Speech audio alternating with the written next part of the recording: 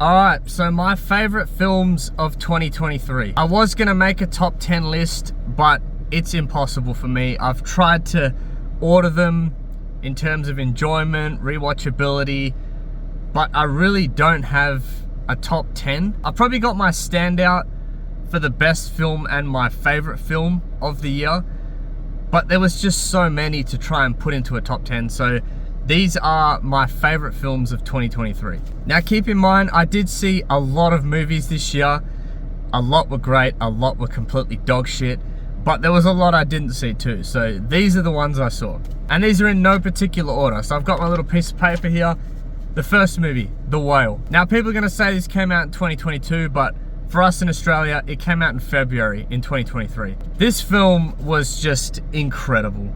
Brendan Fraser, he was back. This was his big return, and this film is just so memorable. Probably the best film of the year for me. John Wick Chapter 4, this was never not gonna be good. The first three were amazing. This one here was no different. And an ending that leaves it up to the viewer. Is he dead or isn't he? I think he isn't, but I think they should end it there. Next up, we have Champions. This is one of the best feel-good movies I've ever seen. Woody Harrelson was just the most likable dude for the most part in this film.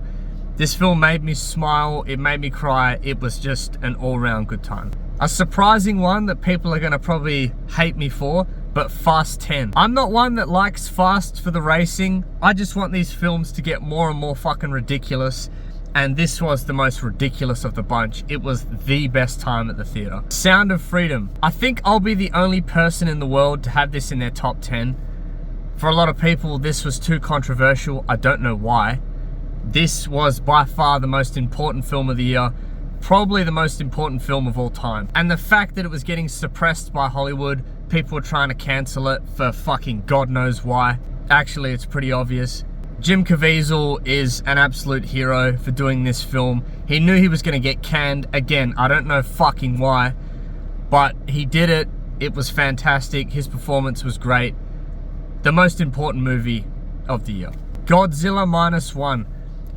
Having not seen any Godzilla films, this surprised the fuck out of me. Especially being in another language. I'm normally not a big fan of reading along with subtitles because I'm a bit of a fucking dummy upstairs, but I enjoyed this film so much. Probably my favorite film of the year. Next up is Oppenheimer. If this doesn't win Best Picture, the Oscars are just fucking dumb as hell. Christopher Nolan is an absolute genius behind the camera. This film was a masterpiece. Definitely a film you have to see twice to understand everything, but just standout performances. Robert Downey Jr. will win Best Supporting Actor, and Cillian Murphy is definitely in with a chance, but this has to win Best Picture. Next film is Air, a movie about shoes. Didn't think I'd like it as much as I did. Love Nikes. They're fucking overpriced as hell, but this movie was just so much fun. Chris Tucker back on the big screen was fantastic. An all-around good time. Now, a film I definitely didn't have in my favorites, but it grew on me the more I thought about it, is Wonka. So I definitely enjoyed this film. I think I gave it a 7 out of 10. But it definitely wasn't on my favorite list. But thinking about it after I saw it, I really enjoyed this a lot more than I thought I would. Timothée Chalamet was absolutely fantastic as Wonka. The whole chocolate cartel story was an absolute laugh, and they really did capture the magic of Wonka, so it makes my list. Saw 10, definitely the best one in the franchise for me. The story they went for made complete sense, and they really ground Jigsaw's character. They show you more of his human side.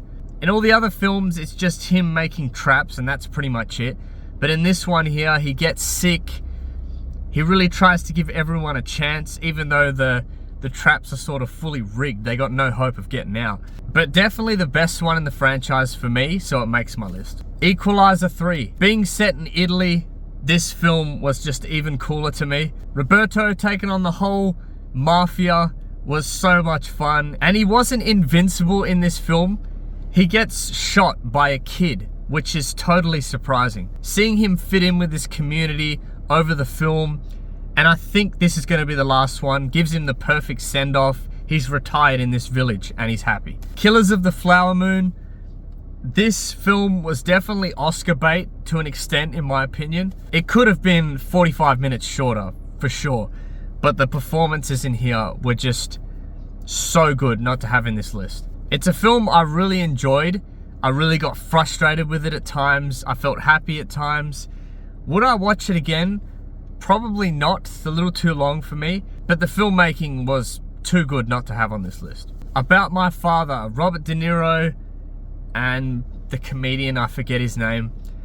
This film was so much fun. I think Italians would find this film a lot funnier because it's very stereotypical, and it made me laugh a lot. And in terms of all the other comedies for the year, like, there was some fucking bad ones. This was the standout to me. Next up is a film that's pretty surreal seeing on the big screen, Talk to Me. So being a huge fan of Raka Raka, the lads from Australia, their YouTube videos will be unbeaten forever. And they finally got their shot at the big time with a small budget and a very tight filming schedule. And they pulled off the best horror movie of the year. Next up is Mission Impossible Dead Reckoning Part 1. Definitely wasn't as good as Mission Impossible Fallout for me, but Tom Cruise doing his own stunts, it's just the best cinema. That scene with him riding the motorbike off the cliff, that scene alone gets this movie on my list. Insidious: The Red Door. Again, I think this is going to be one that no one would have on their list. And there being so many horror movies that did not live up to the hype, I've really had a good time with this one. The whole idea of this red door, I think they explored it perfectly. Patrick Wilson is so underrated as an actor. Good seeing him on the big screen again. And this film, I had the worst theater experience of my life in this movie. There was two dudes behind us, probably about 3 rows back, literally commentating the entire film. Would not shut the fuck up. People next to us were getting frustrated. People were moving down into the fucking bottom of the theater so they didn't need to hear them.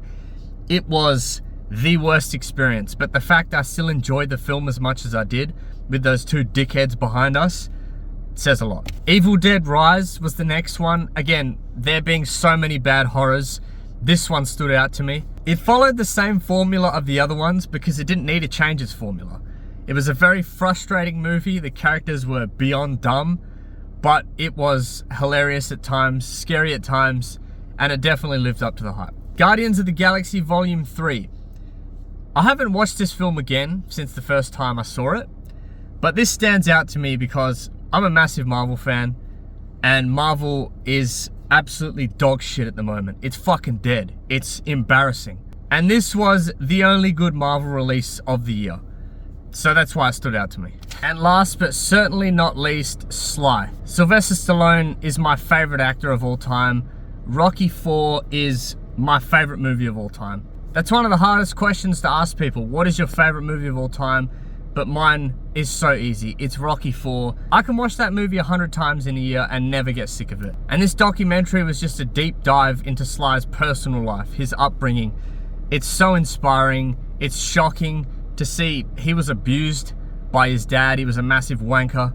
But getting to see that side of Sly was absolutely amazing. So that was my favorite movies of 2023. I think there was like 17 or 18. Pretty ridiculous amount, but as I said, I could not pick a top 10. I couldn't narrow it down in order.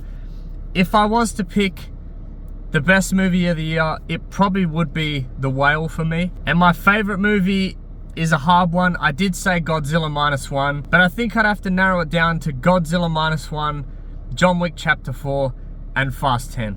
I don't care what anybody says, that movie was fucking fun as hell. So thanks always for watching. Happy New Year to everybody.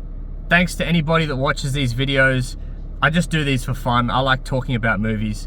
So if you watch them, thank you. If you comment, thank you. And I'll see you in the next one. Cheers.